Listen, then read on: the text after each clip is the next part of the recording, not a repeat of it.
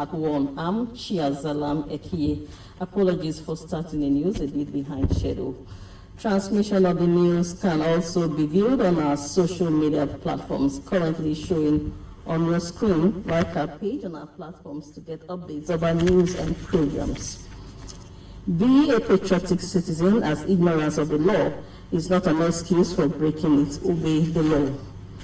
Now, the Rivers State government has commenced the renovation of the State Secretariat complex aimed at revamping the administrative hub and in turn boost efficiency among workforce.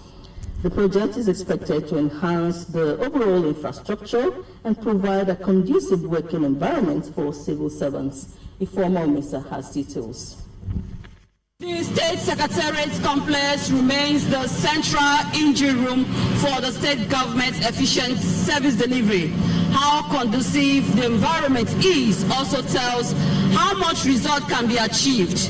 This is why the ongoing renovation of the Secretariat, which houses offices of ministries and some parastatals by the Rivers State government, is seen as key to providing the right environment for the workforce to function effectively. And we are really happy that he's doing something like this for us. As a civil servant that he is before he becomes the governor, he knows the best for the civil servants. So he said that he's going to renovate the State Secretariat and he's doing it. And we are happy that he's doing it. Now that this thing happened, it will now give the Secretariat complex a new facelift. It will also enhance the workers, because as it is, everybody is working at the same time. The renovation is seen as part of efforts to modernize and upgrade facilities at the state's administrative work environment, and also provides opportunity to refurbish the section affected by fire outbreak in October 2025. The renovation that the state government is doing is a good thing. At least if you check the building, you will see that it's a old building. But with this renovation, it will bring a lot of employment. We have suffered a lot of pains in the offices. Raining season, it has been so bad with us. Sometimes, by the time we come back to work the following morning, we see that some of our documents, some of our files will be affected by because of the way the place has been. Most of the offices has been, we will come and see a lot of waters on the ground, rain. It has affected us so much. So for him to seize this opportunity to do the renovation, to make our work environment conducive for us, we are happy about it.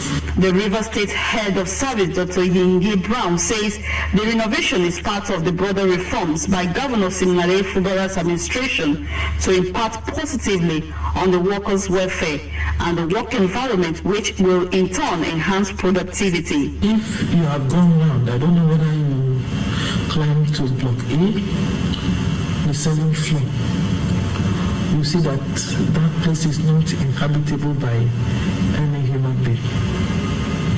It will increase the morale of the workers, make them to feel like human beings. You know, when you're working in a good environment, you won't know when you work and you won't want to stop. So that's what we're expecting from the workforce. And we are indeed delighted that His Excellency, our Governor, has deemed it fit to ensure that the Secretariat is brought back to its former glory. While the work progresses, residents are confident that when completed, it will not only give a facelift to the Secretariat, but also enhance the aesthetics of the state capital. In Port Harcourt, Ifeoma Omesa, NTA News. The federal government, through the Hydrocarbon Pollution Remediation Project HYPREP, has formally handed over 5 state-of-the-art ambulances to the Rivers State government. This comes as the Rivers State Commissioner for Health, Dr. Adezore, alongside the HYPREP project coordinator, Professor Nelly Barini Zabi, conducted a high-level inspection of the Buan Cottage Hospital in Kana local government area of the state. Robinson Daratade was there.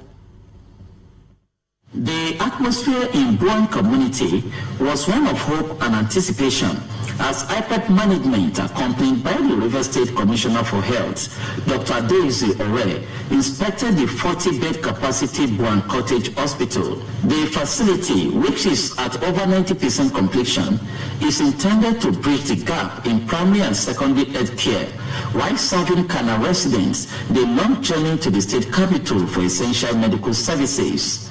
When kindness is administered in times of needs, they are like apples of gold in pitchers of silver. An area of need was identified, and the project coordinator has graciously today made available 5 emergency ambulances. Under the renewed hope agenda for restoring healthcare, IPEP management handed over 5 fully equipped ambulances to hospitals in Ogoniland as a strategic effort to strengthen emergency responses and referral systems. This donation of these 5 ambulances to the Bo Regional Hospital, Terabo General Hospital, Eleme General Hospital, Bodo General Hospital, and especially with the Primary Health Care Center demonstrates that IPEP's focus on supporting the health sector goes beyond equipping and furnishing of health facilities. The donation of these ambulances is part of IPEP's comprehensive effort to strengthen public health services in communities across Eleme, Bokana, and Kana local government areas.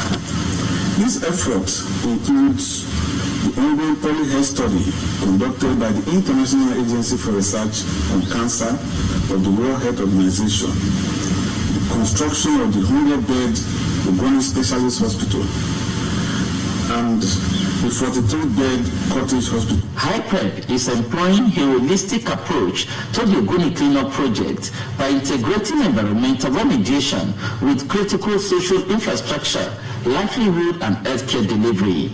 From Kana, Robinson Daratede, NTA News. The All Progressives Congress APC in Rivers State has renewed its call on the Chief Judge of Rivers State, Justice Simeon Amadi, to take action on the impeachment by the State House of Assembly against Governor Siminalayi Fubara and his deputy, Professor Ngozi Odo, in obedience to the interim order from the State High Court Uyibu Division. State Publicity Secretary of Chief Emeka Beke-led faction of the APC, Darlington Woju, at a press briefing in Port Harcourt, described a statement credited to the party's National Publicity Secretary as promoting partisan interpretation of court decisions on the state executive of the party. Kingsley Amajiri has details. The Fractional Publicity Secretary of Rivers State All Progressives Congress, APC, Darlington Woju, says Justice Apopo's judgment of August 12, 2024 validated the Emeka Beke leadership of APC in Rivers State, which was subsequently extended by the National Working Committee, NEC, of the party across the states, pending the conduct of fresh congresses.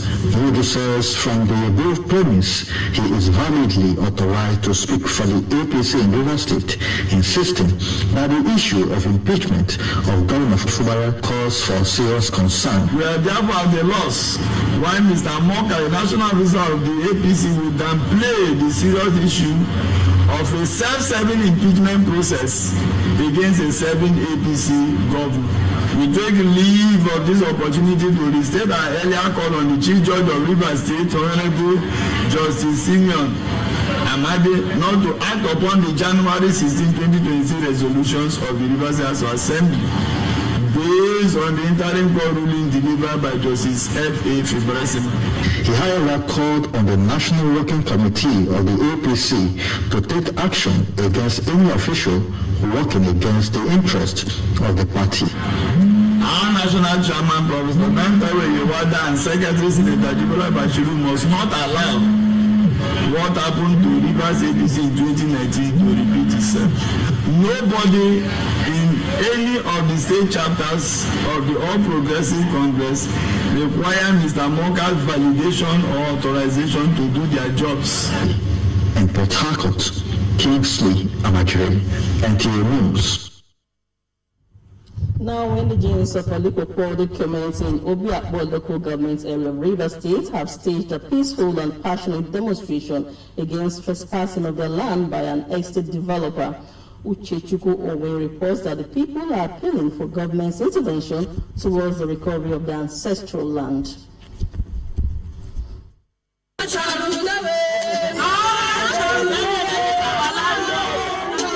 The clarion call by the indigents of the various communities carrying placards with different inscriptions is for government intervention to help reclaim their lands, as the alleged estate developers who acquired some portions of the lands through the state government with boundaries set are now surprisingly encroaching into the canal axis, which form parts of their ancestral homes. Ogamini is within the community.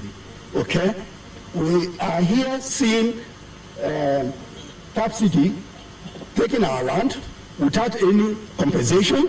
When we come, they chase us. Women, we don't come.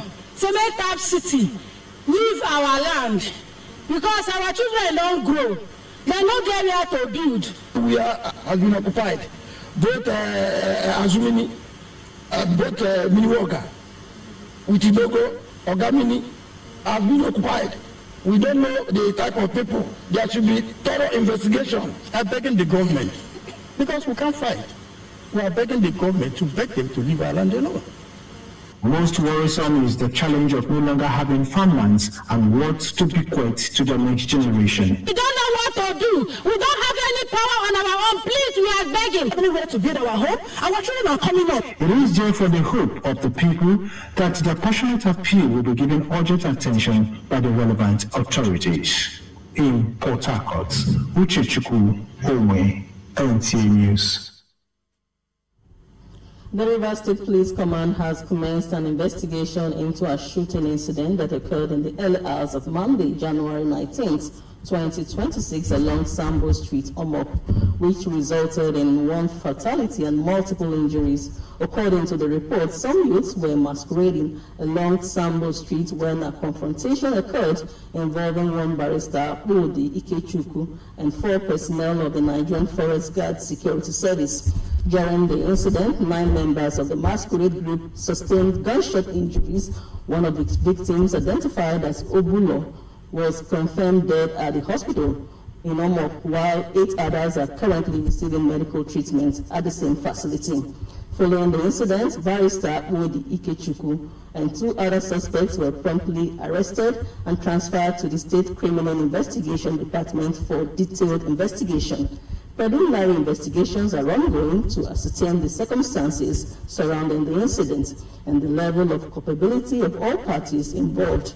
In the meantime, the area commander has personally addressed aggrieved youths in the community to calm tensions and prevent a breakdown of law and order. A joint security patrol comprising the police and the military has been deployed in the area to ensure the safety of lives and property. The Rivers State Police Command assures the public that all of those found culpable will be brought to justice. Now, the resurgence of one-chance robberies and related criminal activities across the country, including Rivers State, has sparked renewed calls for the state government and relevant agencies to enforce a mandatory and standardized color scheme for commercial taxis. Nkiru Onyejesi visited parts of the metropolis, and these were her findings. Series of alarming incidents of one-chance cases in Rivers State where passengers were robbed, kidnapped, and sometimes forced out of the moving vehicle. Residents argue that uniform government-registered taxis are essential to distinguish legitimate transport providers from criminal gangs. Taxis are multicolored, and that is dangerous. We have white, we have yellow, we have blue, we have green, we have all sorts, and that's completely dangerous. Sometimes if you come out to board a taxi, you don't even know which one is a taxi or which one is not.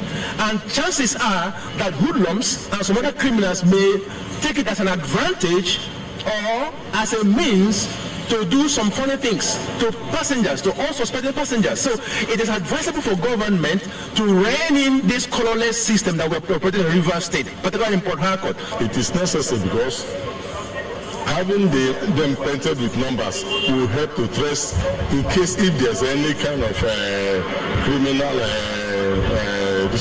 intention from any one of them. John, who is a taxi driver in Port Harcourt, says the reason he hasn't painted his taxi is that the government has not enforced the law, adding that he will adhere to it as soon as the mandate is given. The reason is that they have not started to enforce ever since this year. Even last year they were doing enforce, and this year we have not had anything from them. Even though they paint it River State color, the things that happen will continue to happen. Only what you are praying that may God change them. Just choice. If you want to paint, you paint. If you don't want, you leave it like that. I'm right here at Urubola, and right behind me is the official color for taxis and buses in River State. However, a visit to most parts of Port Harcourt indicates that just a handful of taxis and buses have been painted this color, blue and white. Residents of Port Harcourt are calling on relevant agencies to ensure that taxis and buses are painted this color for security purposes. In Port Harcourt, Nkiru Onyejesi, NTA News. You're watching NTA Port Harcourt News at 1. We have more reports after the break. Please stay with us.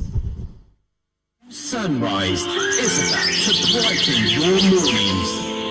Wake up to Good Morning Port Harcourt, your fresh, vibrant and inspiring daily companion. From the heart of the Garden City, we bring you stories that matter. From politics to news headlines, sports, entertainment, lifestyle, and community happenings. And all the information you need to start your day. It's all coming your way from Mondays to Fridays, 6 a.m. to 7 a.m. Whether you're at home, at work, or on the move, make it a routine. Only on NTA Channel 10, Port Harcourt. You don't just wake up. Wake up with us. Good morning, Port Harcourt.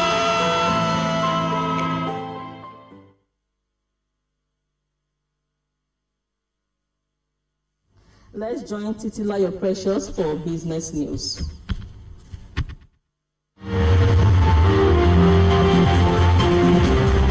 Vice President Kashim Shettima has officially commissioned the Nigerian House Devils on the Davos Promenade at the ongoing World Economic Forum meeting.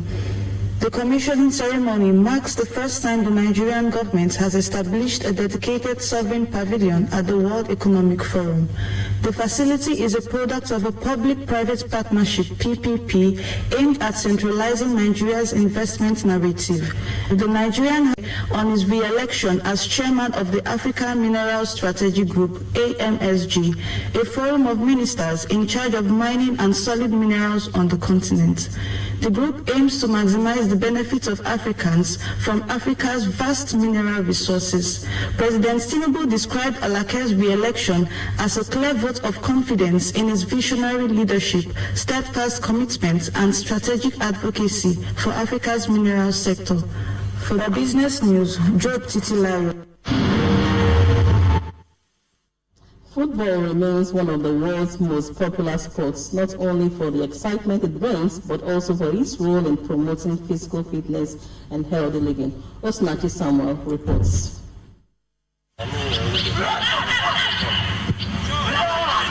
Football is more than just a game of goals and trophies. It is a physically demanding sport that requires endurance, strength, speed, and mental alertness.